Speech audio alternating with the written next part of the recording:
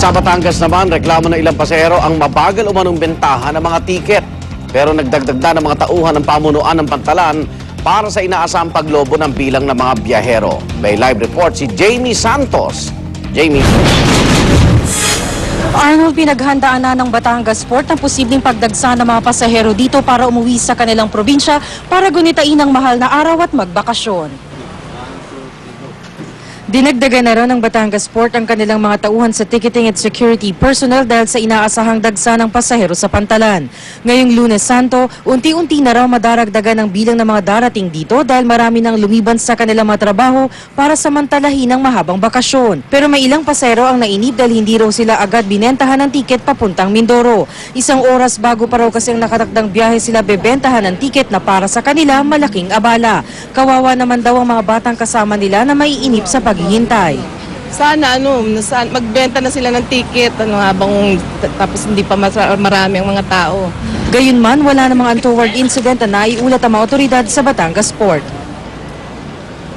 Arnold, muling paalala ng mga otoridad para sa mga biyahero na iwasan ng magdala ng mga ipinagbabawal na bagay gaya na naman ng patalim at alak para iwas aberya. At yan ang latest mula dito sa Batangas Port. Balik sa iyo, Arnold. Maraming salamat, Jamie Santos. Halos fully booked na po ang mga hotel sa Boracay sa dami ng dumagsang turista ngayong Semana Santa. Ang ilan po nating kababayan ay sinasamantala ang pagkakataon para makabonding naman ang pamilya. Narito ang report ni Katati Bayan. Ang pamilya ni Ruby, sinadyang mas maaga ang dating dito sa Boracay. Dito na raw nila sa Boracay gugunitain ang Semana Santa, kasabay ng bakasyon ng pamilya. Iwas sa daksa ng tao. Tsaka isa pa, para mas maganda, mas konti pa yung tao. Kami-kami lang. Ang mababarkadang Taiwanese na ito, binabalik-balikan daw ang Boracay. The people is friendly and the food, mango shake is awesome.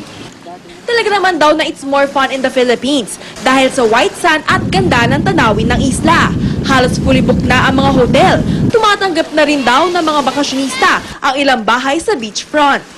Have 95% occupancy rate. 95% po as of 95. today. Pero next week or We have 100% occupancy rate next week. May 61 pulis sa buong isla, 4 naman ang lifeguards. Pero dadagdagan na raw ito simula bukas para sa Holy Week. Nag-start kami ng full blast duty. At saka nag-ano rin ng yung pamunuan namin na wala kami day off sa loob ng isang linggo para yung seguridad. Abot sa 85,000 ang inaasahan darayo sa isla ngayong Holy Week. Mag-enjoy sila sa kanilang pagbakasyon sa Boracay at huwag nilang pabayaan yung kanilang mga gamit. Minsan may mga tao dito na pupunta, lalo na ngayong maraming tao ngayon, na iba yung kanilang isip at may masama silang gagawin. Para sa unang balita, Katati Bayan reporting. Marami na ring bakasyonista sa Baguio City, mahigpit ang seguridad para tiyakin ang kaligtasan ng mga turista. Sa detalye, may live report si Bernadette Reyes. Bernadette. Kahit panahon ng tag-init ay ramdam pa rin ang malamig na simoy na hangin dito sa Baguio City. At kahit nadagsa yung mga turista dito at marami na yung mga pulis na nakatabay, pinag-iingat pa rin ang lahat sa mga bukas kotsigang at mandurukot na kadalasang modus dito sa Baguio City. Mula pa sa Bacolod si Cedrolyn Badakit at kanyang pamilya. Dahil bakasyon naman at mainit ang panahon sa kanilang probinsya, maaga na silang bakasyon dito sa Baguio. Ang pamilya naman ni Lucky Hernandez, taon-taon daw kung magbakasyon sa City of Pines. Kapansin-pansin ang pagdagsa ng mga turista dito sa Baguio, kaya naman nakaalerto na ang mga otoridad. May mga lingkod bayan traffic and information assistance para umalalay sa mga motorista. May mga pulis din na naka-civilian clothes, lalo na sa mga sikat na pasyalan tulad ng Burnham Park kung saan malimit may mga insidente ng bukas kotse at may mga nadudukutan. Kaya mula umaga hanggang gabi, tuloy-tuloy ang pag-ikot ng mga otoridad sa mga pasyalan.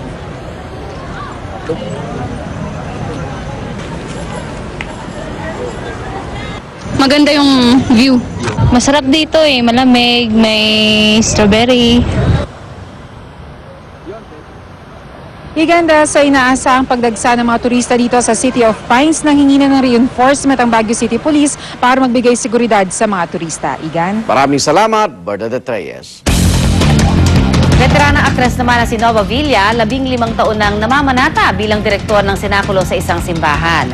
At ngayong taon, iaalay daw ng aktres ang senakulo sa tuluyang paggaling ni Comedy King Dolphy. Narito ang report ni Mav Gonzalez. Doon sa set natin sa Kubol. Habang nagbabakasyon ng ibang artista, abala ang veteranang aktres na si Nova Villa dito sa San Lorenzo Ruiz Parish sa Tandansora, Quezon City. Simula kasi noong 1997, namanata na siyang maging direktor ng senakulo dito. Actually, hindi naman yung laging meron kang hinihiling. But, ang sa akin kasi yung inyong relationship with God. Ang tagpo nito, dress rehearsal pa lamang. Ngunit todo bigay na ang mga gumaganap. It doesn't seem like na nahihirapan ka or nakaka-pressure kasi she makes it easy. She teaches us na ganito pala mag-act, ganito pala mag-deliver ng lines. Okay siya mag-direct, so lahat ng kailangan na kailangan gawin ng artista o yung isang sa kailangan pinifeed niya. Sa tagal ni Nova sa showbiz, ito na raw ang pinakamahirap na ginawa niya.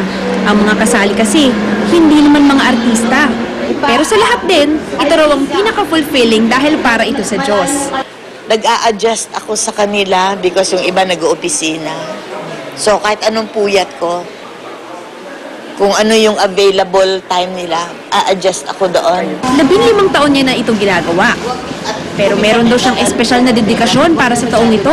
Itong aming pagpapagod at pagtatrabaho dito, I'm offering it to Tito Dolphy na tuloy na talaga ang kanyang paglakas. At para naman sa mga namamanata, Huwag lang natin kalimutan na itong Holy Week ay hindi lamang saya. Igalang itong Holy Week na ito at isipin ang Panginoon. Ito yung time for prayer. para sa unang balita, Mav Gonzalez reporting. 2 suspect sa pang-hold up, patay sa shootout sa Makati. At mga aktibidad tulad ng jet skiing at skateboarding patok ngayong tag-init.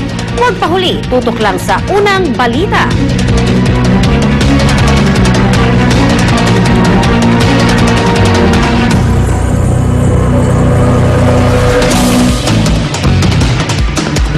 Ito na ang magsasanib puwersa ng dalawang respetadong institusyon pagdating sa